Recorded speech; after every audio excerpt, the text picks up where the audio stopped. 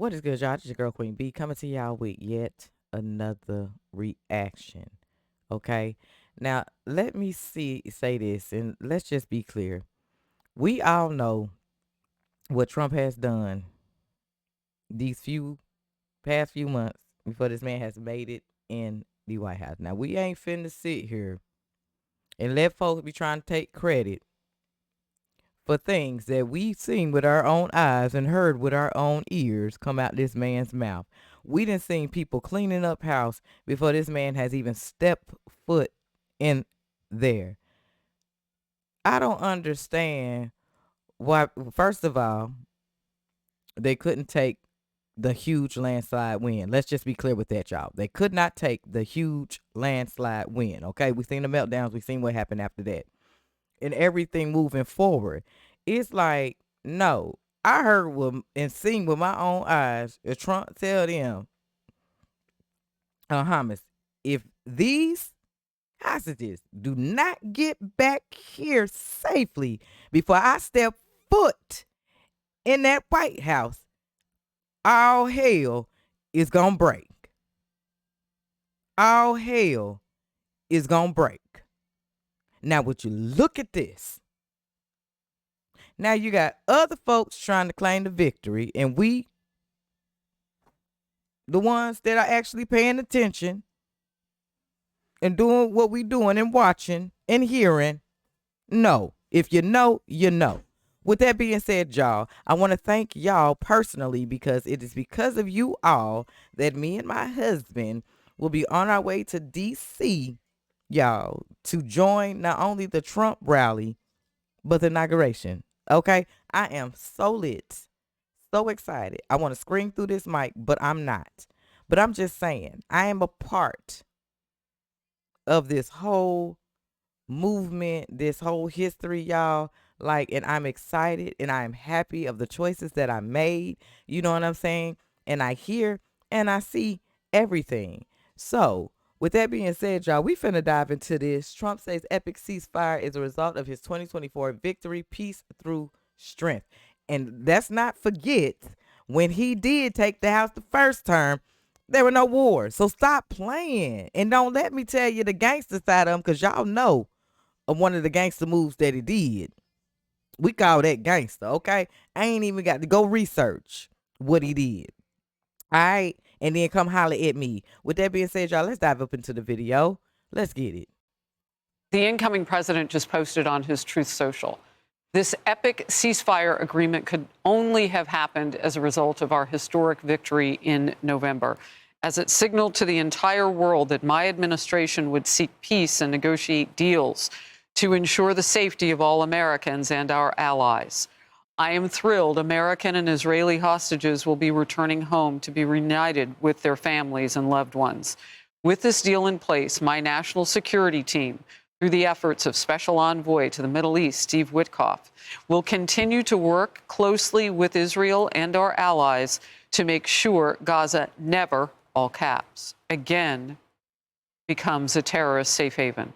We will continue promoting, again, all caps, peace through strength throughout the region as we build upon the momentum of the ceasefire to further expand the historic Abraham Accords.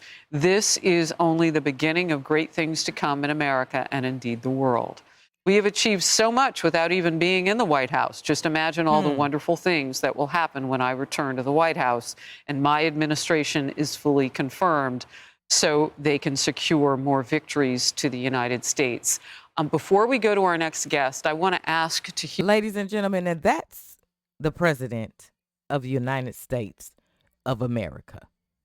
Hear from potentially the incoming Secretary of State at his very own hearing today, was asked about Gaza and the war there. Let's watch Marco Rubio on a potential hostage deal. Do you agree that a permanent ceasefire in Gaza absolutely must include the release of those hostages? Well, it must include it because if it doesn't, there won't be a ceasefire for long. That is the linchpin of what's happened now. Hamas has been severely degraded, but these people, that include a number of American citizens, need to be home as soon as possible, and that will remain a priority in any engagement that we're involved in with regards to not just a ceasefire, but some permanent peace process moving forward. Now, we have been reporting That's what's up. that it is not unlikely that Marco Rubio would become the next Secretary of State. He's having a smooth day so far. We've been picking up some sound and clips for you and playing those when we can. But he is one of 6 people today who are in confirmation hearings, pulling Trump's vision potentially into place. And you see the imminence with which, particularly those people who will handle our diplomacy and our fighting forces, those people are very important all the time, but particularly now, if part of this deal is going to release hundreds of killers that we know of as terrorists in the Middle East back onto the open market for themselves. I want to bring in a man who knows this very well. He is the former U.S. ambassador to Israel, David Freeman. And Ambassador, you and I were together the day that Donald Trump in his first term moved the embassy, importantly, from a political location from some in the world to its home city, Jerusalem. As you watch this now, tie it all together for me, the journey that we've taken in the last 466 days since this war began.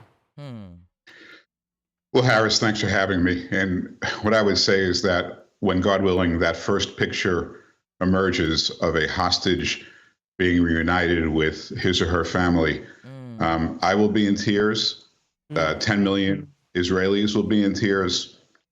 And probably hundreds of millions of other people around the world will be in tears. It's been that traumatic and difficult. And my enduring thanks to my old friend, who I knew could do this, President Trump, for getting this done. It's so important to so many people.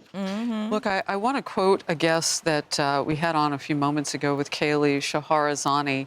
He said something that made such an impression on me. As long as Hamas is in power, war will never end. So he said whether this ceasefire potentially would last 42 days or whatever it would last, Hamas is going to do what it does until Hamas is no longer.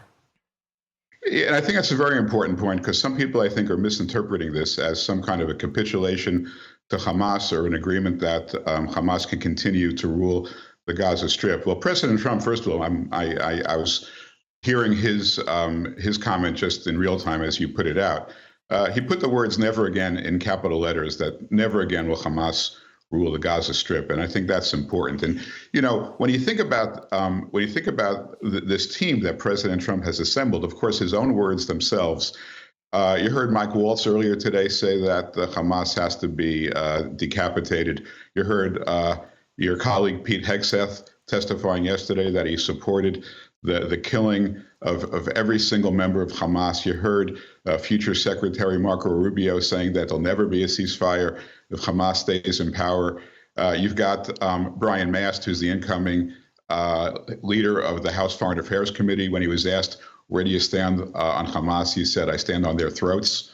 So there is no ambiguity here that there's no future for Hamas. And frankly, I think it's the recognition by Hamas that their days are numbered.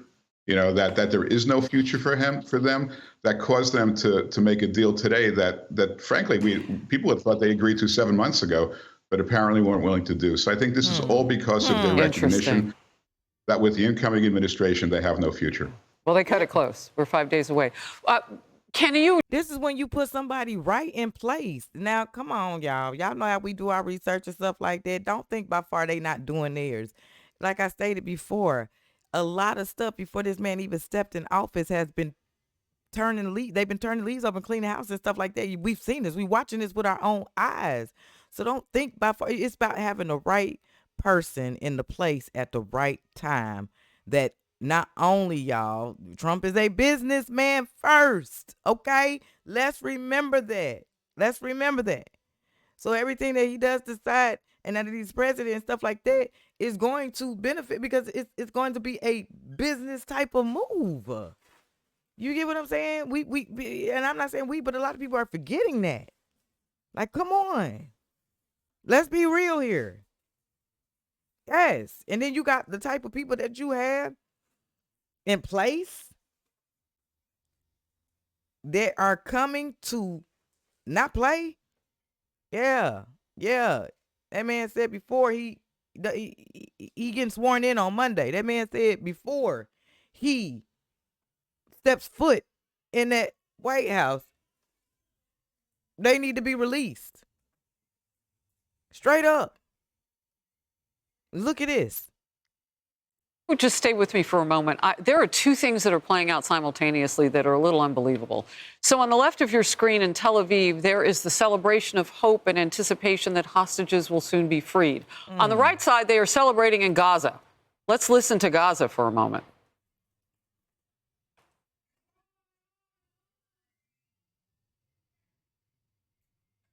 I was told we would have the sound of that. Let me know to the team when we do. Ambassador Friedman, y'all about to get what fired. are they celebrating? Team, get it together. I mean, this is probably being sold to them as some sort of a victory. And look, it's hard. It's hard for Israelis to watch the people, the Hamas supporters celebrating. But that celebration is going to be short-lived. I mean, right now this is about getting the hostages back, and Israel's paying a high price to get them back. But, Israel's not agreeing to end the war. Hamas has no future. And I'm hoping, I'm skeptical, but I'm hoping that maybe some of them are celebrating the possibility that Hamas is coming to an end. That with this, Hamas loses its leverage, and maybe someone can come in and rule the Gaza Strip, which is less malign. But I'm not a very good psychologist into the minds of these people. No. I was hoping to get some audio, but now we have a little bit more light on the situation. They are on each other's shoulders and looking jubilant. And as you say, wait, we can hear some of it now.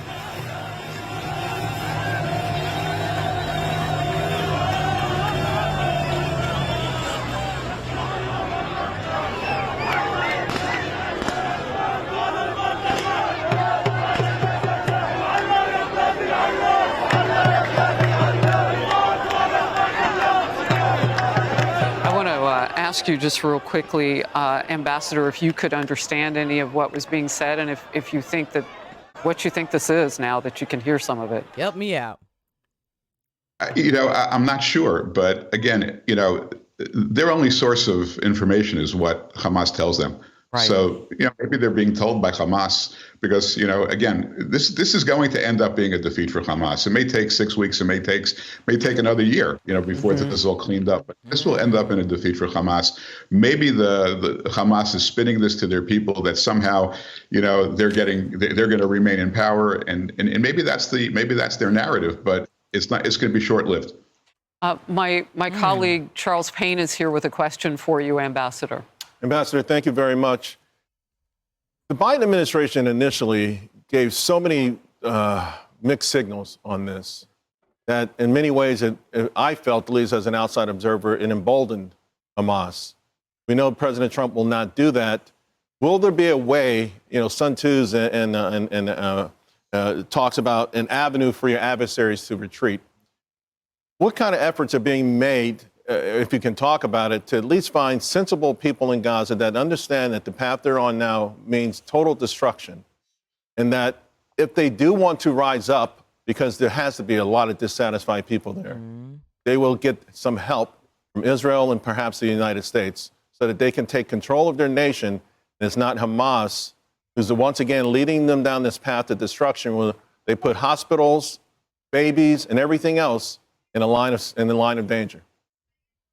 Well, Charles, it begins with the eradication of Hamas. As long as Hamas is there, it's absolutely impossible for anybody to rise up who will put the interests of his people and his children ahead of the grievances of the past, ahead of the hatred for Israel. So as long as Hamas is there, it's virtually impossible. But the key point here, as you talked about the difference between Biden and Trump, the key word is daylight. There was massive daylight between Biden and Israel over the last 15 months. And every time Hamas saw that daylight, it empowered them and made them think that they can hang in there, that they could potentially emerge victorious and in control.